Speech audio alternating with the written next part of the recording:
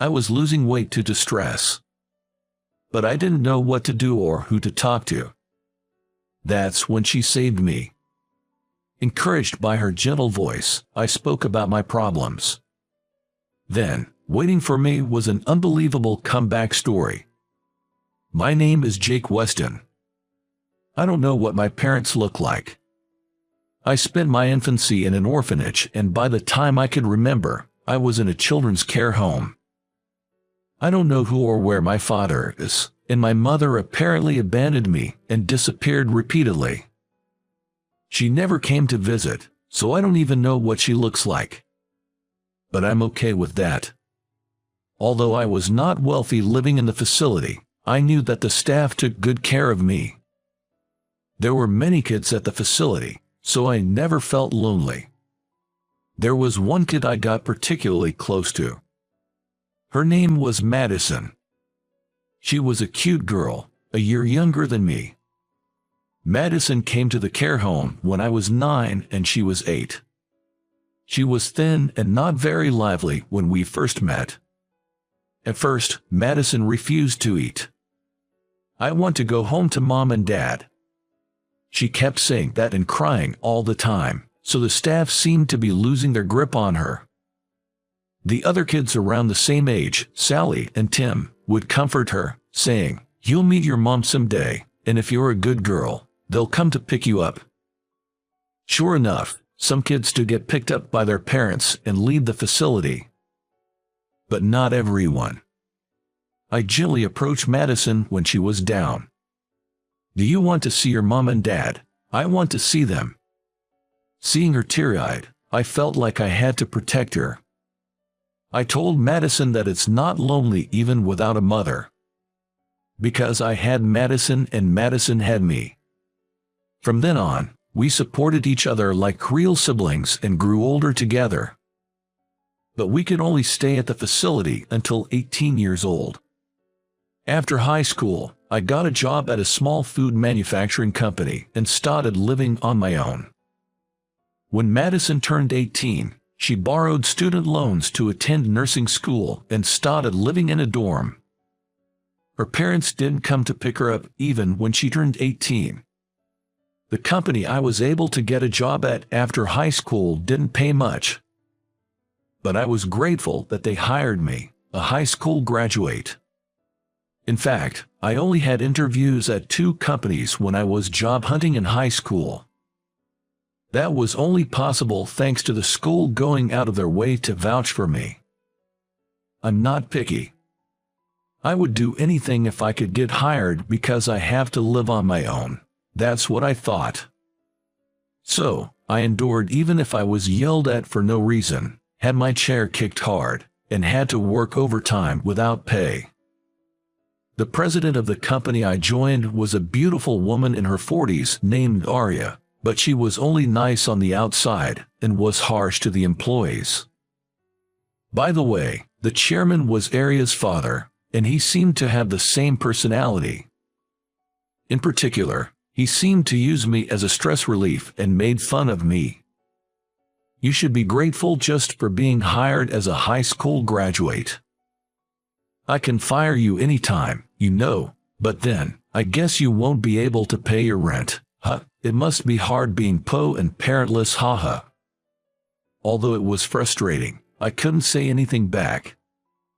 It's true that I might not find another company that would hire a high school graduate, and above all, I didn't want to worry Madison, who I often contact.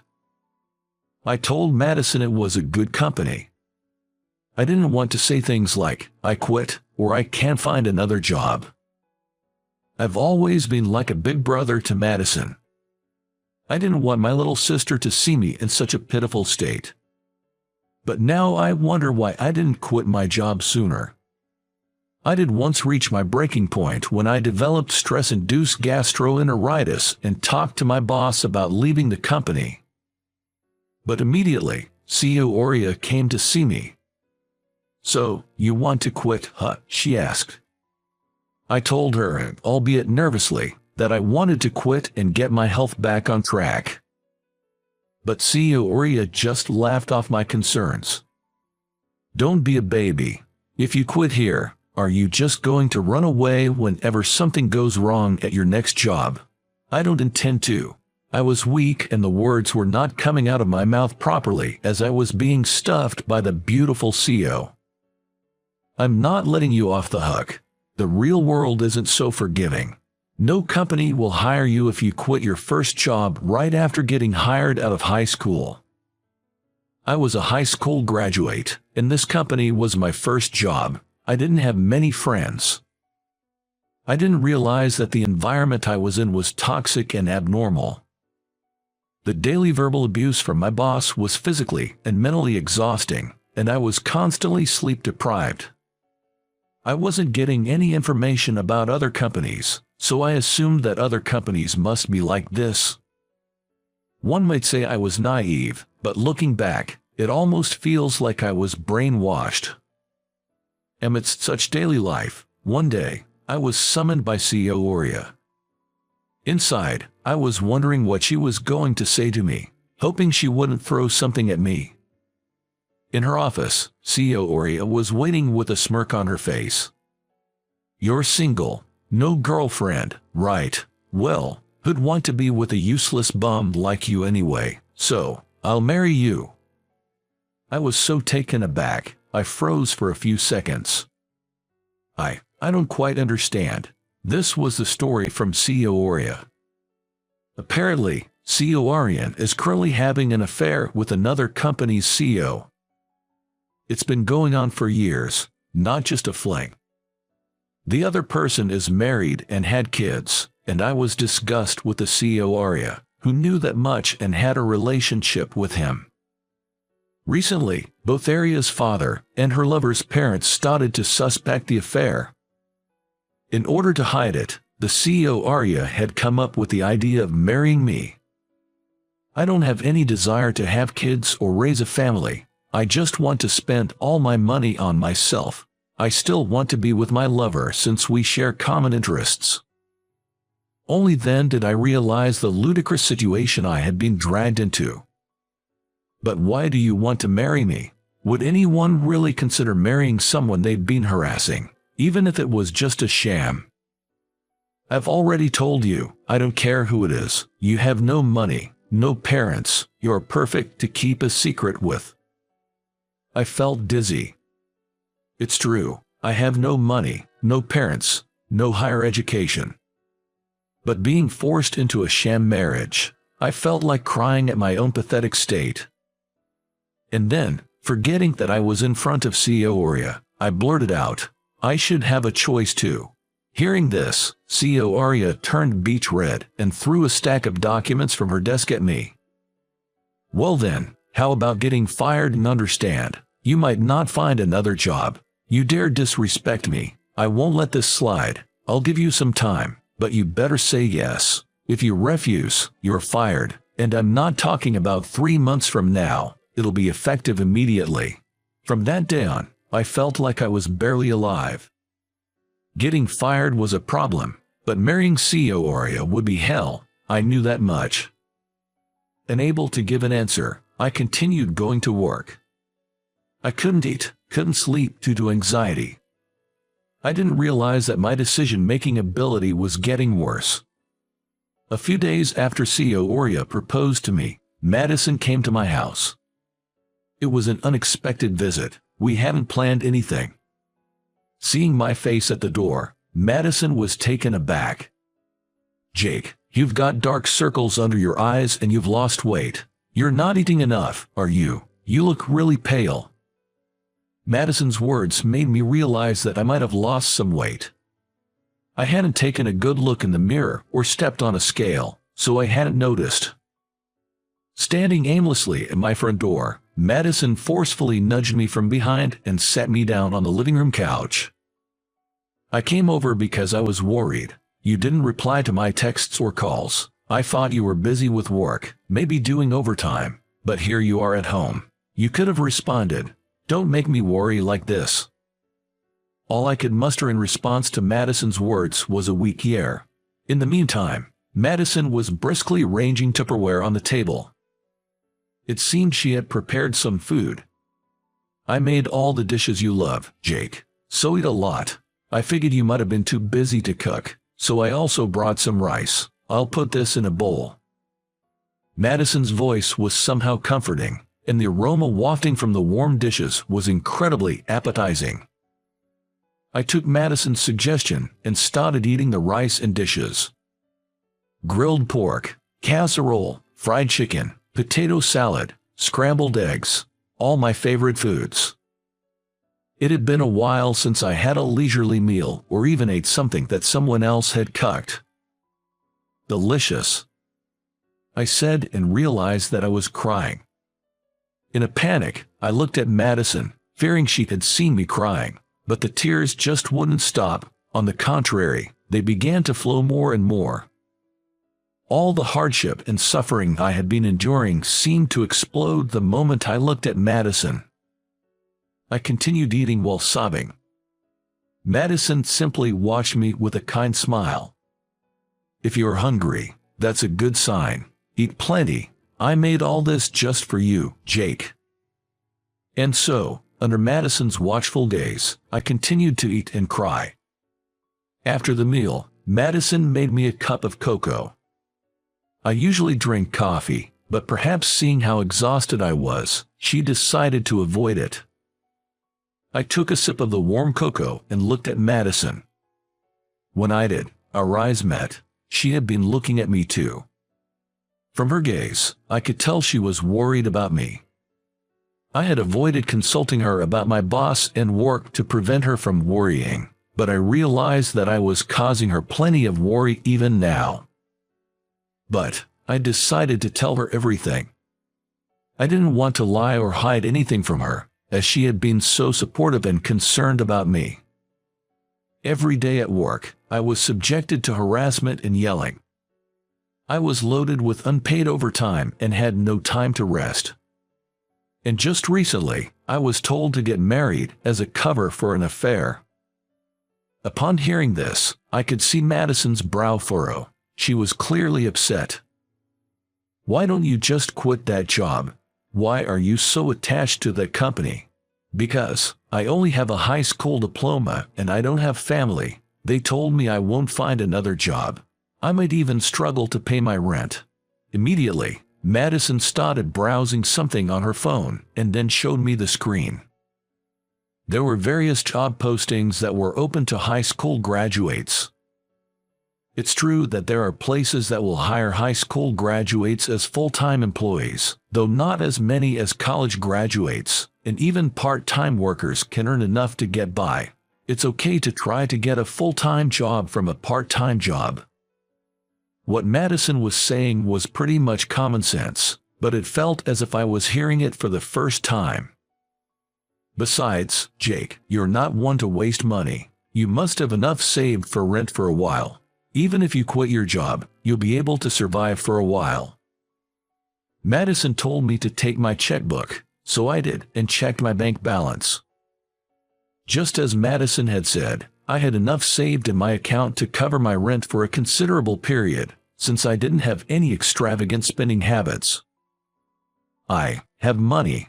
Why did I convince myself that I couldn't quit my job? As I muttered this, Madison tightly grasped my hand. You've been working too hard, Jake. That company is horrible. Under normal circumstances, anyone would realize how absurd the company and its boss are. They could even be sued. Your judgment has dulled due to the constant denial and exhaustion. Her words struck me to the core. What should I do? For the first time, I admitted my weakness to Madison, asking for her help. Madison smiled at me confidently. Leave it to me. I know people who can help. Why don't you go to bed, Jake? I'll call in sick for you tomorrow, so you can sleep as much as you want. I wondered if it was okay to skip work like that. As I was thinking this, the shrill voice of my boss, Oria, echoed in my ears. Useless. I could hear her yelling at me. Scary images of Oria played in my mind one after another, and I became scared. Seeing me freeze up, Madison, who seemed to have sensed something, gently took my hand. And that's when she said, "It's going to be all right." When Madison held my hand and made me lie down in bed, the fear and anxiety within me gradually subsided, and my eyelids slowly closed. The next day, I woke up well past 3 p.m. I was surprised to find that I had slept for more than half a day without waking up even once. Even after I woke up, Madison continued to take care of me in every possible way, and that evening she took me to a cafe. There, I was introduced to a middle-aged man. He was no acquaintance of mine, and he was too old to be Madison's friend. Seeing my puzzled face, Madison said something I did not expect. "This man is my father." The middle-aged man in front of me nodded with a smile. From what I heard, he was indeed her biological father. Madison's mother passed away shortly after giving birth to her. Her father, Howard, who had since become mentally and physically unwell and found it difficult to work or raise a child, had to put Madison in a foster home. After that, Howard had been admitted to a mental hospital and rallied on his parents' home, and was able to return to society. Although he hadn't seen Madison for many years out of guilt, he had apparently come to see her 2 years ago. At first, Madison couldn't accept her father, but recently it seemed they were finally able to build a good relationship. At first, I was so angry at him for abandoning me, but then working as a nurse and seeing people who are grieving after losing a partner or suffering from mental illness, I started to think that my father must have been struggling too. I still don't feel like we are a parent and a child, but I think it would be nice if we could understand each other better and gradually build a good relationship. She seemed to have intended to introduce him to me once my work situation calmed down. Howard, it turns out, is currently working as a journalist. I've heard about you from Madison. You've been looking out for her like a big brother since she was a little girl, haven't you? I am grateful for that, just like Madison. That's what I want to help you this time. As I was taken aback, Madison threw me a lifeline.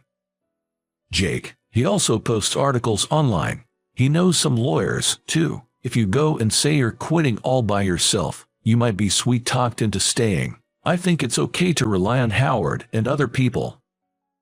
I bowed deeply to Howard, who had gentle eyes very much like Madison's.